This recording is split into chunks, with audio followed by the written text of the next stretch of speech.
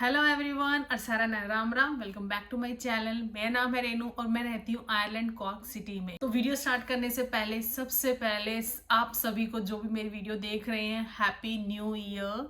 और ये जो साल है 2025 आप लोगों के लिए बहुत अच्छा हो। जो काम आपके 2024 में रह गए थे वो सब 2025 में पूरे हो जाए। आज की वीडियो में मैं कंपेयर करने वाली हूँ आयरलैंड और ऑस्ट्रिया को लिविंग पर्पज से। लाइक जनरली जब हम रहते हैं तो हमें क्या क्या फैसिलिटीज़ हम लेते हैं जब बाहर रहते हैं, और वो फैसिलिटीज़ हमारे लिए किस कंट्री में ज़्यादा अच्छी है और किस कंट्री में अच्छी नहीं है। क्योंकि हमने 5 साल ऑस्ट्रिया में रहे हैं और 7 महीने लगभग हमें आयरलैंड में भी हो गए हैं।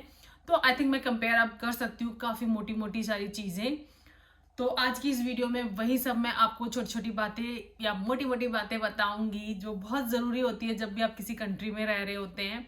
तो आपके लिए इजी रहेगा कि चूज करना कि विच कंट्री इज बेटर। सबसे पहला जो पॉइंट है वो है यहाँ पे, सबको पता है, अगर नहीं पता है तो इसी वीडियो के थ्रू पता चल जाएगा। यहाँ के हाउसेस वगैरह जो रेंट है, यहाँ पे हाउसेस बहुत मुश्किल से मिलते हैं, और मिलते हैं तो बहुत मतलब काफ़ी कॉस्टली रहते ही हैं। स्पेशली जब आप सिटी में के आस पास में भी देख रहे होते हैं, कुछ एरिया ऐसे हैं यहाँ पे। डबलिन में तो है ही काफ़ी महंगा, even cork cities second number पे, यहाँ पे भी काफ़ी महंगा है। ऑस्ट्रिया में ऐसी कोई प्रॉब्लम नहीं है। हाउसेस के जो रेंट है ऐसे फिक्स से हैं, ये नहीं है कि जिसका जो मन कर रहा है वो ले रहा है। वो एक गवर्नमेंट ने फिक्स करके इतने का 2 BHK का इतना होना चाहिए, 1 BHK का इतना होना चाहिए, तो उसी रेंज के अकॉर्डिंग ही आपको हाउसेज मिल जाते हैं। फ्लैट मिलते हैं, एक्चुअली वहाँ पे फ्लैट ज़्यादा है, हाउस नहीं है। और यहाँ पे हाउस ज़्यादा है, जो कि मैं अपनी एक वीडियो में पहले भी बता चुकी हूँ। अगर आप नहीं देखी है तो आप उस वीडियो को भी जाके देख सकते हैं। सेकंड, जो मुझे यहाँ पे आते ही सबसे बड़ा पॉइंट मेरे लिए लगा तो था सफाई, क्लीन। आप जब रोड पे बाहर निकलते हो तो वो रोड कितना साफ सुथरा लगता है उस पर भी डिपेंड करता है। लाइक जब हम ऑस्ट्रिया में थे, वियना में, तो इट वॉज क्लीन। मतलब वियना तो नंबर 1 सिटी है, लिवेबल सिटी है वर्ल्ड में, तो उसका ऐसे तो कोई कंपैरिजन है नहीं। फिर भी लेकिन वो भी यूरोप का पार्ट है और ये भी यूरोप का पार्ट है, ऑस्ट्रिया भी एंड आयरलैंड भी। But in the same way यहाँ पे रोड वगैरह इतने साफ सफाई इतनी ज़्यादा नहीं मिलती है। उसका एक रीज़न मुझे जो लगता है, यहाँ पे कहीं पे भी बाहर डस्टबिन ही नहीं होते हैं। लाइक अगर आप कोई चीज़ खा रहे हो और आपकी खत्म हो गई तो इंडिया में जैसे होता है ना कि हम फेंक देते हैं, तो यहाँ पे भी वही चीज़ होता है, लोग फेंक भी देते हैं कहीं पर, इसलिए वो इतनी साफ सफाई नहीं लगती है। और जो डॉग्स वगैरह है उनकी पूप हर जगह मिलती है। मतलब जो भी कुत्तों को घुमा रहे होते हैं इधर उधर। और वेदर की वजह से, क्योंकि बारिश होती रहती है, स्पेशली इन विंटर बारिश होती रहती है, धूप निकलती है, तो वो ड्राई भी नहीं होती है। तो उसकी वजह से वो बहुत गंदी लगती है। लाइक आपके जूते भी इधर जाते, स्पेशली बच्चे जब ध्यान नहीं देते हैं, भी चलते हैं तो फिर उनको लग जाती है। तो मुझे उससे तो बहुत घिन आती है पर ऑस्ट्रिया में ऐसा कुछ भी नहीं था, बहुत साफ रोड थे वहां पे। इस चीज के लिए डस्टबिन थे हर जगह, इवन गवर्नमेंट की तरफ से फ्री पॉलिथीन थी कि अगर आप डॉग को घुमा रहे हो, पुप कहीं कर देता, उसको उठाओ और डस्टबिन में डाल दो। तो वहां पे वो कंसेप्ट है जो कि यहाँ पे बिल्कुल भी नहीं, जिसकी वजह से यहाँ पे गंदा रहता है थोड़ा सा as compare to Austria. Next है इंडियन कम्युनिटी। आपको आयरलैंड में अच्छी खासी इंडियन कम्युनिटी मिलती है कंपेयर टू ऑस्ट्रिया। और डबलिन में तो बहुत ज़्यादा है ही, कोर्क में भी बहुत सारे इंडियंस हैं। तो वो देख के बहुत अच्छा लगता है कि फ्रेंड्स वगैरह सर्कल आपका बनने लग जाता है, जो कि ऑस्ट्रिया में बहुत डिफिकल्ट होता है क्योंकि ढूंढने पड़ते हैं। अपने घरों में लोग रहते हैं, ग्रुप्स में रहते हैं, तो वो एक प्रॉब्लम हो जाती है वहाँ पे। बट उस मामले में आयरलैंड बहुत बेटर है। यहाँ पे हर फेस्टिवल सेलिब्रेट होता है आपका, बड़ा नवरात्रि, जन्माष्टमी, होली, दिवाली, सब सेलिब्रेट होता है यहाँ पे फेस्टिवल। और वहीं पे ऑस्ट्रिया में आप ग्रुप में ही सेलिब्रेट कर सकते थे, एक कम्युनिटी मिलके एक प्रोग्राम नहीं अरेंज करती थी वहाँ पे। लेकिन यहाँ पे प्रोग्राम्स अरेंज किए जाते हैं, आप जाओ और लोगों के साथ घुलो मिलो और न्यू फ्रेंड्स बनाओ, और मतलब अच्छा सेलिब्रेशन होता है, जो कि वहाँ पे वो चीज़ मिस हो जाती थी। हाँ, सबसे इम्पोर्टेंट पॉइंट है ये कि कोस्ट अगर हम आते हैं तो कॉस्टली है या कि नहीं है, तो वो भी देखना जरूरी होता है। तो ऑस्ट्रिया मुझे चीप लगता है एज कम्पेयर टू आयरलैंड, क्योंकि ऑस्ट्रिया में आपको घरों के प्राइजेस आपके बहुत ज़्यादा हाई नहीं होते हैं, नॉर्मल प्राइस में भी आपको घर मिल जाते हैं।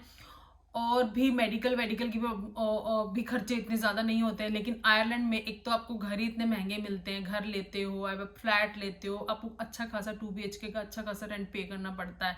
लाइक मैंने आपको पिछली वीडियो में बताया था कि how much we are paying.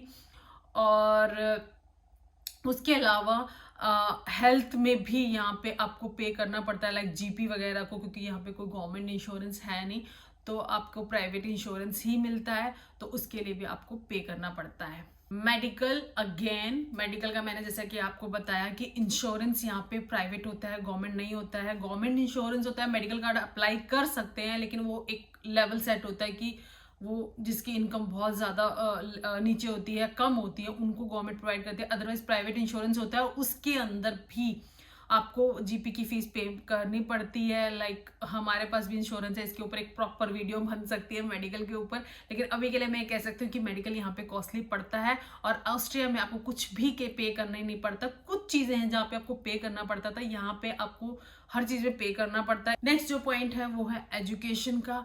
Education यहाँ पे आयरलैंड में इंडिया जैसा ही कंसेप्ट है, लाइक नर्सरी, LKG, UKG और फिर फर्स्ट क्लास। तो यहाँ पे भी वही है, प्री स्कूल, जूनियर, सीनियर और फर्स्ट क्लास। जबकि ऑस्ट्रिया में 6 ईयर का होने के बाद ही बच्चा 6 साल तक किंडरगार्टन में रहता है और 1 साल मैंडेटरी रहता है किंडरगार्टन का वहाँ पे, और उसके बाद ही बच्चा स्कूल में जाता है और वो सीधा डायरेक्ट फर्स्ट क्लास में जाता है। तो LKG UKG टाइप का कोई कंसेप्ट ही नहीं है। लेकिन यहाँ पे जो हम इंडिया में कंसेप्ट फॉलो करते हैं वही यहाँ पे सेम कंसेप्ट ही फॉलो होता है। और उसके अलावा वहाँ पे वहाँ पे किंडरगार्टन्स होते हैं, पब्लिक किंडरगार्टन्स भी होते हैं जिसमें आपको इतना कुछ पे नहीं करना पड़ता, लेकिन प्राइवेट भी होते हैं, थोड़ा सा अमाउंट उसमें पे करना पड़ता है। लेकिन यहाँ पे बच्चा, अगर आप वर्किंग हो तो आपको क्रिच वगैरह में पे करना पड़ता है, जो कि आपको ईजिली, ये नहीं कि कहीं पे भी अवेलेबल होंगे, वो भी भरे रहते हैं और कॉस्टली भी रहते हैं। लाइक अगर आप वर्किंग हो तो आपको बच्चों को किसी को संभालने के लिए देने के लिए काफ़ी कुछ देना पड़ता है, जबकि वो फैसिलिटी ऑस्ट्रिया में बहुत अच्छी थी कि बच्चा किंडरगार्टन में जाए, वहाँ पे एक लिमिटेड अमाउंट पे करना पड़ता था, सुबह से शाम तक आपका बच्चा वहाँ रह सकता था। तो उस मामले में भी ऑस्ट्रिया बेटर है आयरलैंड से। नेक्स्ट जो पॉइंट है वेदर। अगर किसी ने आयरलैंड के बारे में सर्च किया होगा पहले, तो उनको पता होगा कि आयरलैंड का वेदर मतलब एक हार्श वेदर बोला जाता है, क्योंकि यहाँ पे ह्यूमिडिटी बहुत ज़्यादा है और बारिश होती रहती है। तो इसलिए यहाँ का वेदर वाइज मेरे को खुद को नहीं अच्छा लगता। लाइक जब से मैं समर में यहाँ पे आई थी, मेरे लिए तो ठंडी ठंडी है, जैकेट उतरती ही नहीं है, तो ठंडी ही रहती है। और अभी तो विंटर चल रहा है, तो अभी तो ऑफकोर्स है ही ठंडी, पर यहाँ की ठंडी ऐसे बहुत ज़्यादा ठंडी नहीं होती है। 11-12 डिग्री भी चल जाता है, माइनस में भी टेम्परेचर चला जाता है फील होने के लिए। ऑस्ट्रिया का वेदर अलग था। लाइक समर होती थी तो समर था, ड्राई था, और विंटर है तो वहाँ पे स्नो रहता ही है। लेकिन यहाँ पे पूरा साल ठंडा रहता है और ह्यूमिडिटी इतनी ज़्यादा होती है ना कि मतलब कई बार ये होता है कि आपके अगर धूप नहीं आ रही है आपके घर में, तो कपड़े वपड़े ड्राई नहीं होते हैं आपके, तो वो बहुत प्रॉब्लम करता है यहाँ पे स्पेशली। नेक्स्ट है सैलरी। ऑस्ट्रिया में आपको 13-14 सैलरी मिलती थी और उन 13-14 सैलरी पे टैक्स कम पे करना पड़ता था। लेकिन आयरलैंड में आपको वही 12 सैलरी मिलती है और टैक्स तो उन पे इक्वल ही रहता है। ऐसा कोई महीना नहीं होता जिसपे आपको टैक्स कम पे करना पड़े। ऑस्ट्रिया में जर्मन लैंग्वेज बोली जाती है और आयरलैंड में इंग्लिश बोली जाती है। नेक्स्ट है पार्क। लाइक ऑस्ट्रिया में कुछ कहीं पे भी आप देखोगे, मतलब वियना में मैं रहती थी तो इतने सारे पार्क बनाए हुए थे वहाँ पे आसपास में। अगर बाहर भी कहीं जाते हैं, कोई भी एरिया मतलब है, वहाँ पे चिल्ड्रंस का खेलने का अलग से छोटा सा पार्क बनाया होता था, चाहे वो रेस्ट स्टेशन हो या कहीं पे भी हो, मतलब रहती थी ये पूरे ऑल ओवर ऑस्ट्रिया में ये फैसिलिटी। लेकिन यहाँ पे पार्क की इतनी फैसिलिटी नहीं है। आउटडोर है, कुछ बड़े बड़े पार्क हैं, दूर होते हैं जैसे नहीं जा पाते हैं, लेकिन हर जगह ये नहीं कि आपको थोड़ी थोड़ी डिस्टेंस में वो पार्क मिल जाए। नेक्स्ट है शॉप। जैसे कि क्योंकि मैं बहुत सारी वीडियो अपनी डाल चुकी हूँ पहले ऑस्ट्रिया के बारे में, अगर इसने देखी है तो पता है कि ऑस्ट्रिया में सैटरडे को शॉप्स जो ग्रोसरी स्टोर होते हैं जल्दी बंद हो जाते हैं और संडे को सब कुछ बंद होता है।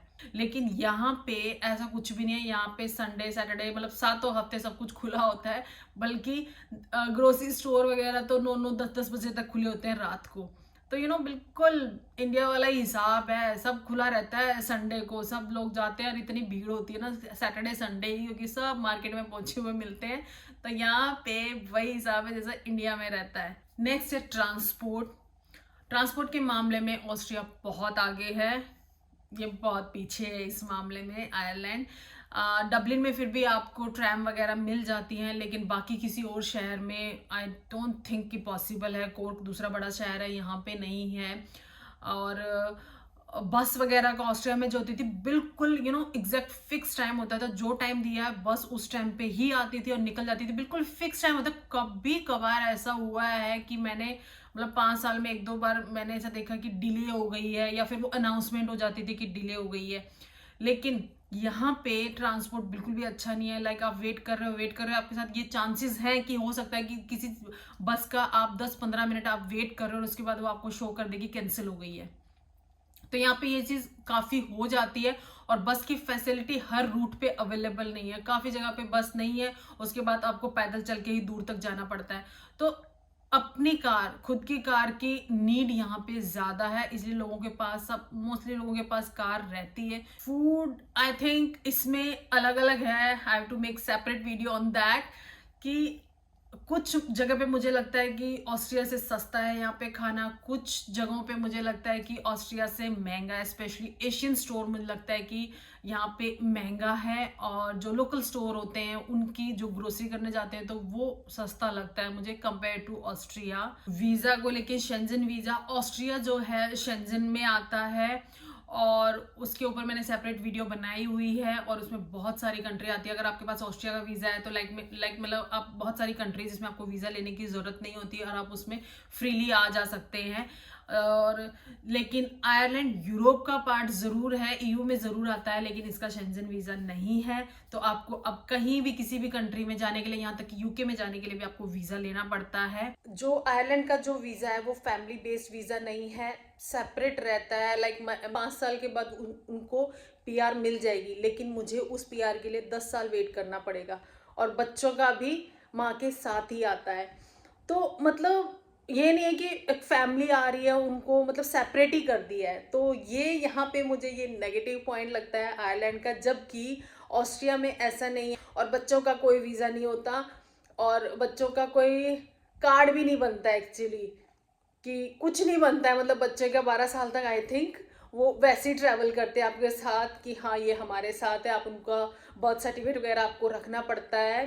एक चीज़ और, जो आयरलैंड में हर साल वीज़ा रिन्यू करवाना पड़ता है, जो हर साल आपको पे करना पड़ता है। वीज़ा रिन्यू करवाना इतना कोई सस्ता भी नहीं होता है। नेक्स्ट और सबसे ज़्यादा इम्पॉर्टेंट पॉइंट है मुझे लगता है पर्सनली, क्योंकि उस चीज़ की बहुत ज़रूरत पड़ती है, आप किसी भी कंट्री में रहते हो तो ये पॉइंट मेरे लिए बहुत ज़्यादा इम्पॉर्टेंट है।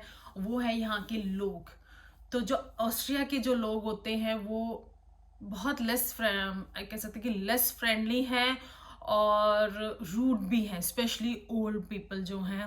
जो कमिंग जनरेशन है अभी जो आ रही है वो फिर भी ट्राई करते हैं पोलाइट रहने का, या फिर आपको एक्सप्लेन करने का कि जर्मन लैंग्वेज जो बैरियर है ना वो बहुत बड़ा बैरियर है वहाँ पे। लेकिन यहाँ पे आयरलैंड में हर कोई पोलाइट है, मतलब चाहे वो कमिंग जनरेशन है या ओल्ड है, बहुत ज़्यादा पोलाइट है। लाइक आप कभी भी किसी भी कंट्री में रहते हो और वहाँ पे लोग आपको बहुत सपोर्टिव मिलते हैं, बहुत पोलाइट मिलते हैं, तो उस कंट्री में सरवाइव करना इजी होता है। तो बस यही थी मोटी मोटी और छोटी छोटी बातें जो मेरे को अलग लगी कि आयरलैंड में वो चीज़ अलग है, ऑस्ट्रिया में अलग थी।